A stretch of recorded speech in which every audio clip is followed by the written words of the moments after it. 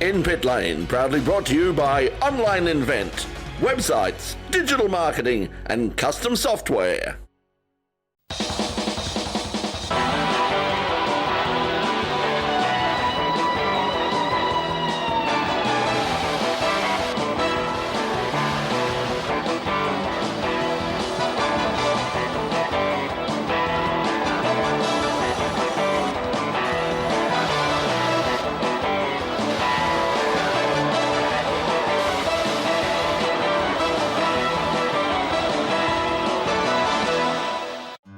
The annual Phillip Island Historic Festival of Motorsport has been called Australia's Goodwood. The country's largest and most popular historic motorsport event, the Phillip Island Historic Classic, has traditionally been a precursor to the Australian Grand Prix at Albert Park, and as such has attracted over the years an impressive roll call of famous international cars and drivers. This year, with a changing date for the Grand Prix, the meeting stood alone, and with heavy restrictions still on international and domestic travel, the 2022 edition of the Classic was pretty much a local affair. Not that that meant any lack of significant cars.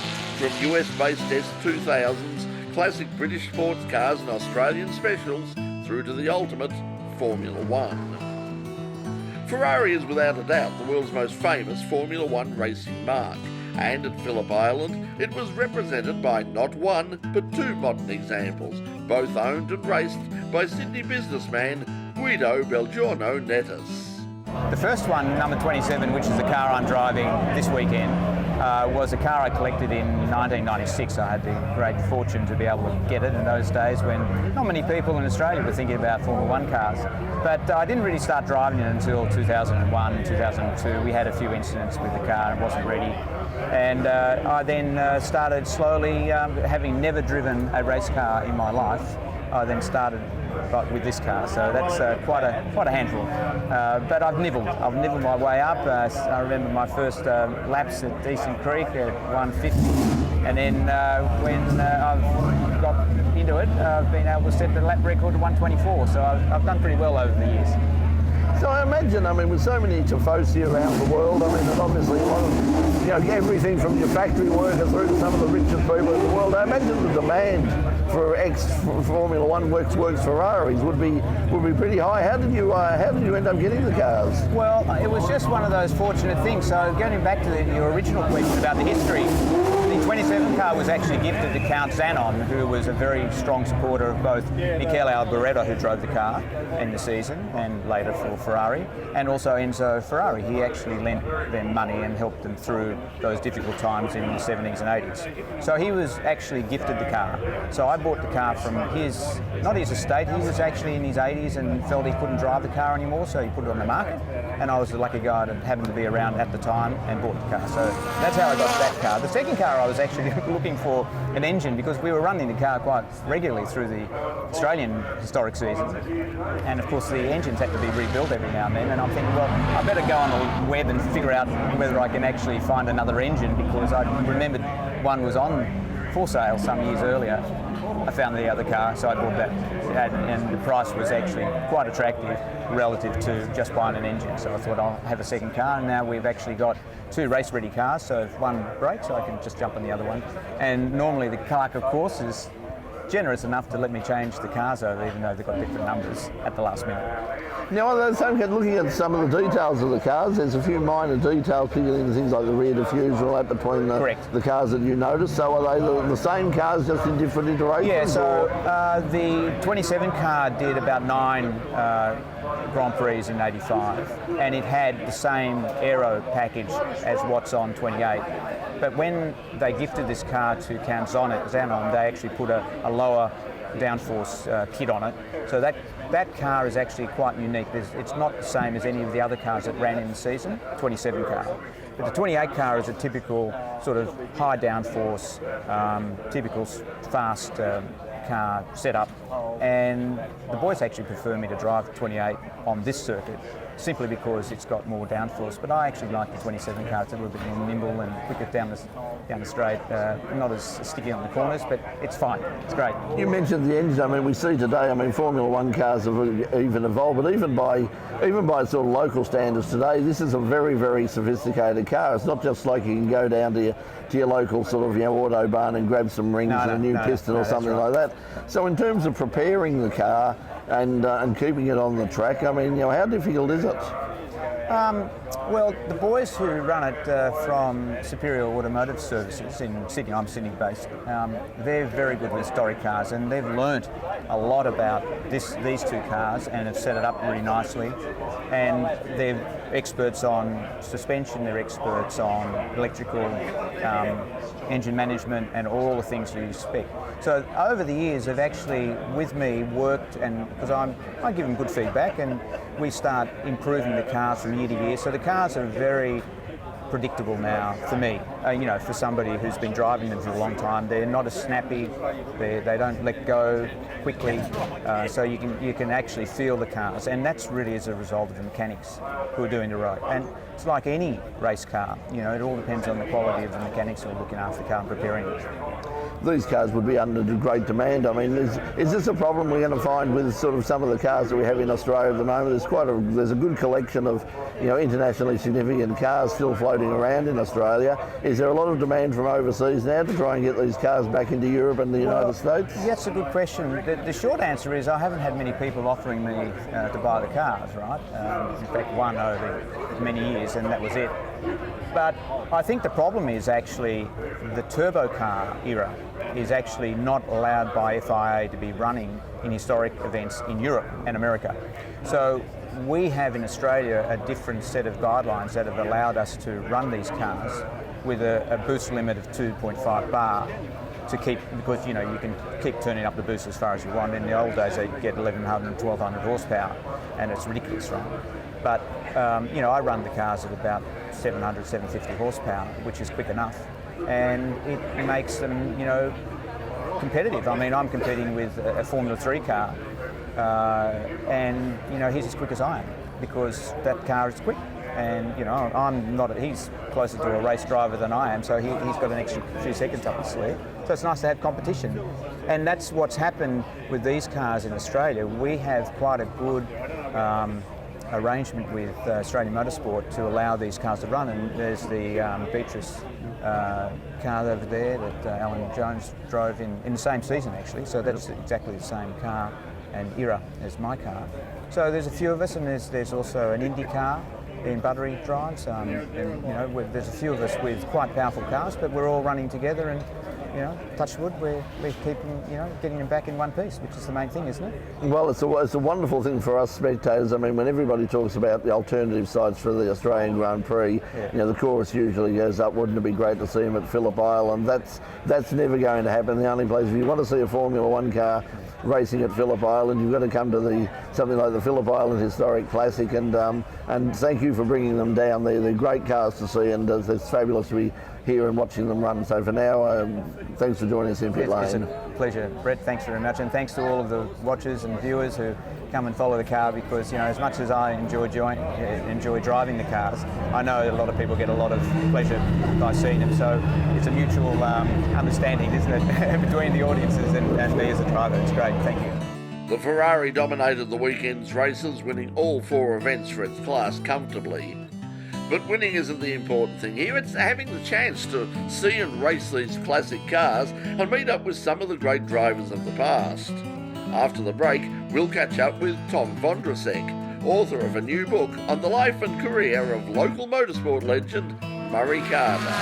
This is In Pit Lane from the Phillip Island Historic Classic 2022. Don't go away, we'll be right back.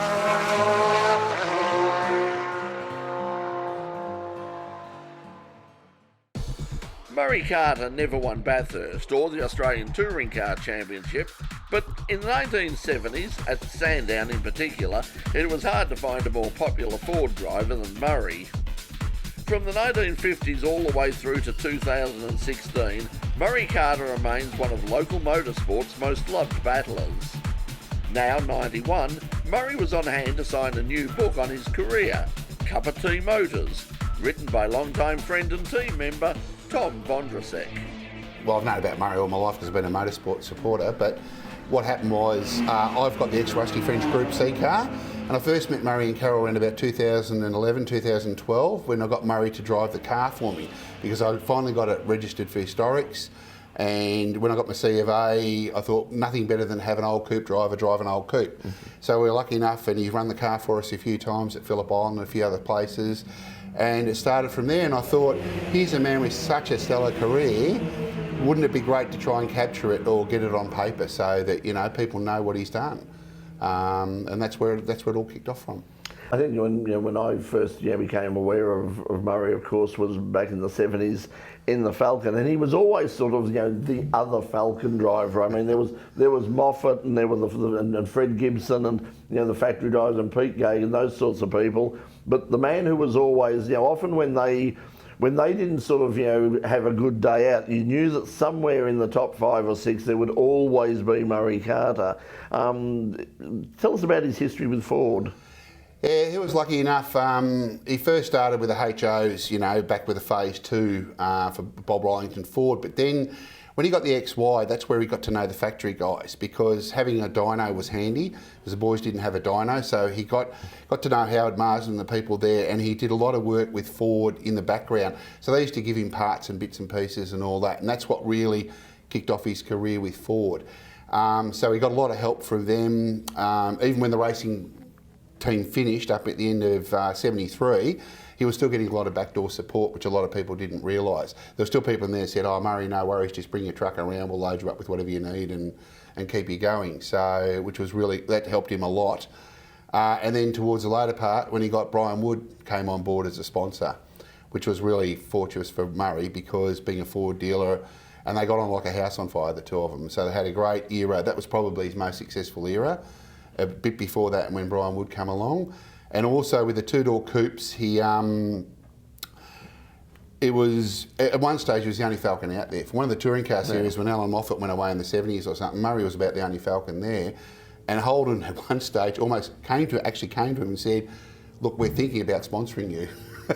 So they had opposition for the Toranas, because he was the only guy out there, and they, it's silly, crazy Toranas racing against Torana.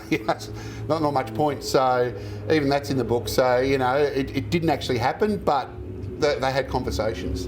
Well, he sort of followed Alan Moffat in a way, because at one stage you had a, if I recall right, he had a Mazda as well, an RX-7 for a while, but he also raced a Nissan, and then later on, of course, we saw him just more recently with the Corvette, and he raced that up until comparatively recently. So when did he officially retire, or has he officially retired?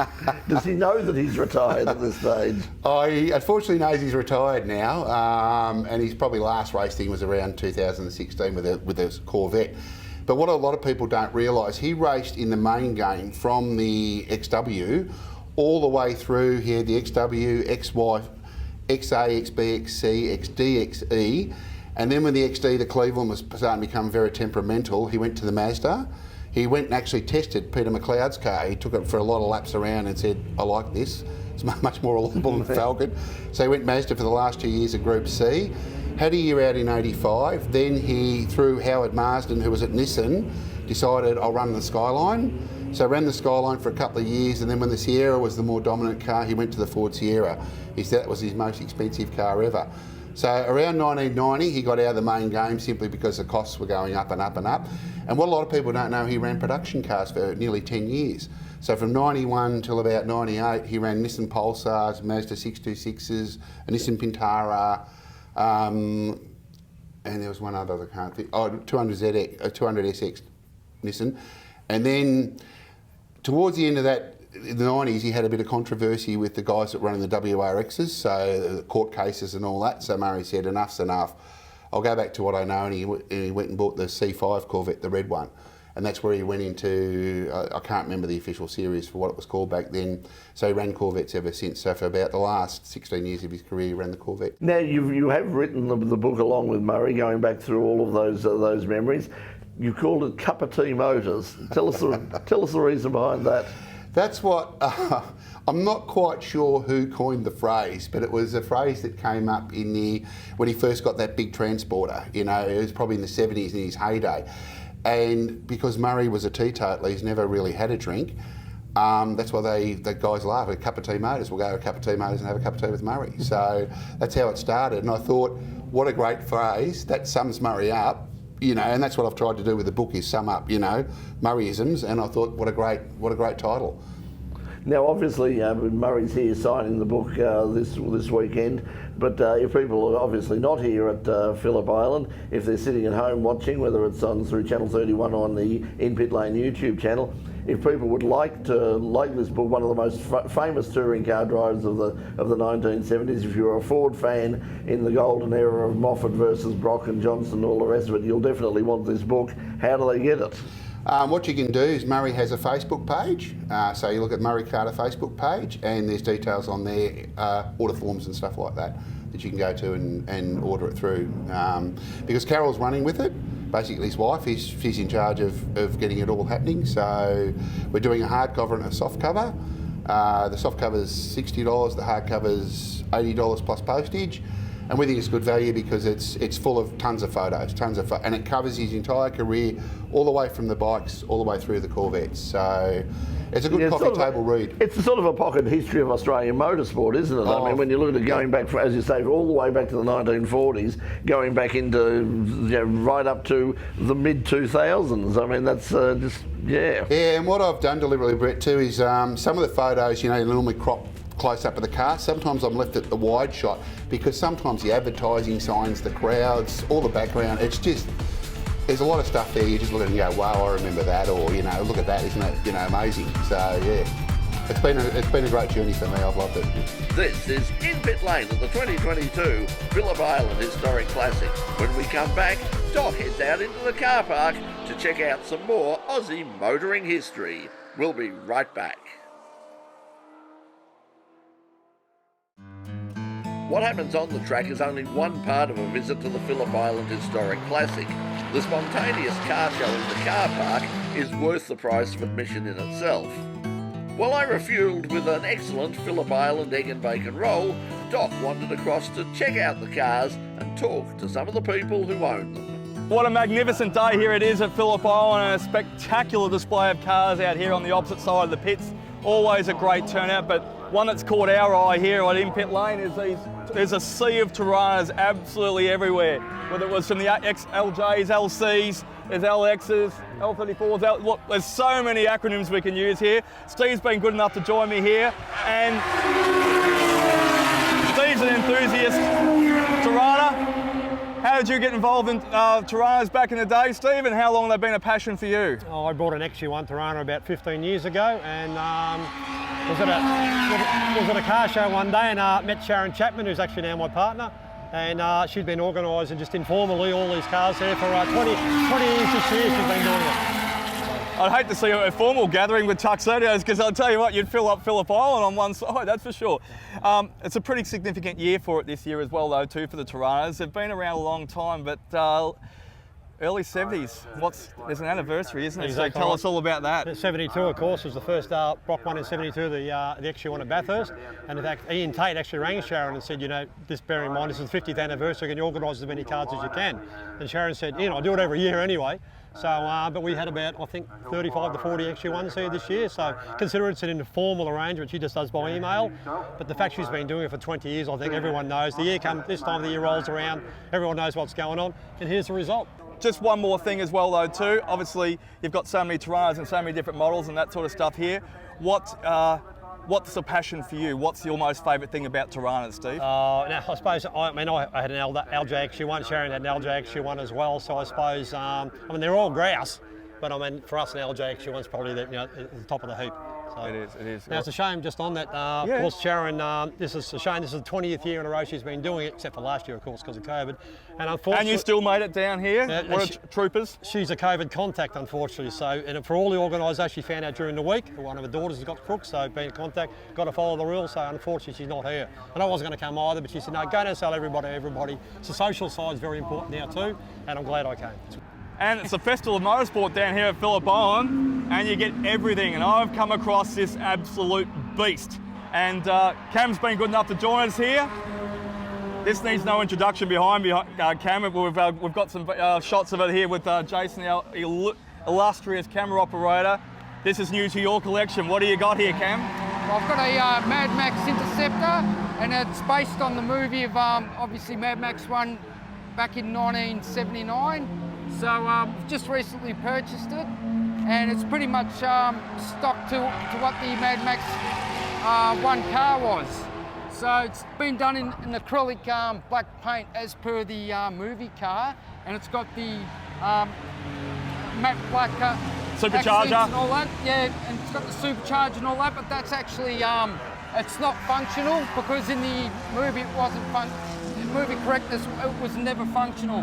So it's got the top hat, it's got the top hat injector hat. The Marco Polo front Yeah, special Marco Polo. plane, as going to say, and the back wing as well. That's right, yeah. That's all right. And we've got obviously the blue light in there. Brilliant. How does she drive though, Cam? Oh, she drives really well. It's got a 351, it's got distractors, the whole lot. It goes well. A bit worried about it in the heat coming over, but no, the temperature gauge stayed to about halfway. So Now this isn't a local car from Victoria, this is from Queensland. from How did you Queensland. find it, Cam? Well, I actually found it on the site, 782 Motors, and it was on an auction site, so I put in a bid and ended up winning it. So it was, it was lucky in that way. So yeah. No, it's a credit. Any plans for it, Cam? What are you going to do look, with it? Pretty much bring it to shows and that, and eventually hand it down to my kids. Great to see everything and anything. These coupes, these hard tops are an absolute classic here, and they fetch a premium these days, but it was really good of you to bring it out here to the Phillip Island this weekend. Thanks for joining us on In Pit Lane. Cam, Oh, pleasure. have a great weekend. Thank Hope you. to see you at many more events as well though too. Take Will care. do. Thank you very much. With all the restrictions on travel, there were no international cars this year at Phillip Island, but there were international drivers, with a trio of European drivers making the trip to race with Chris Davison's Écurie Australie Formula Ford team. We caught up with one of them, English driver Richard Tarling. Well, Richard, welcome to Phillip Island. How did you end up here racing one of Chris Davison's Formula Fords here at Phillip Island? Well, I met him, I think 5-6 years ago in the UK when he came over to do some racing at the Walt Hayes Trophy in the UK at Silverstone, and he said to me, one day think about coming over to Phillip Island and do some racing. So I came over actually 2 years ago to race one of the other cars he's got, which is the Quest that he wanted to improve, and we made some good progress on that. But this year I'm now in the 89 Reynard, which is a front-running car. So what's your background in England? I started racing in '95 in the UK, Formula Vauxhall Junior, then into Formula Ford. Then I did Formula Palmer Audi for 3 years. I won that in the second year. Justin Wilson won it the first year. And then, unfortunately, I just ran out of budget and I didn't race for nearly 15 years. And what's your impression of Phillip Island as a circuit?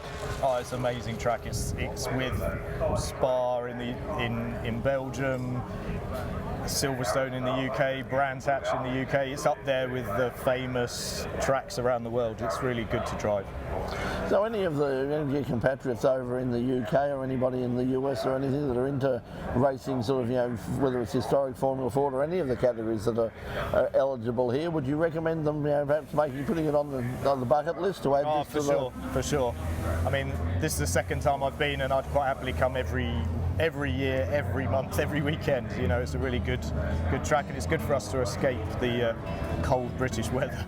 So that's it, but not all of it. To cover the Phillip Island Historic Classic properly would take a lot more people, a lot more resources, a lot more time and money than we have here. But I do hope that you've enjoyed what we could bring you, and in the weeks to come, we'll have more on the Phillip Island Historic Classic on the In Pit Lane YouTube channel. So remember to like and subscribe if you haven't already. But right now, that's all the time we have for this week. I hope you'll join us again next week at the same time for another edition of In Pit Lane. So until then, thanks for joining us. Bye for now.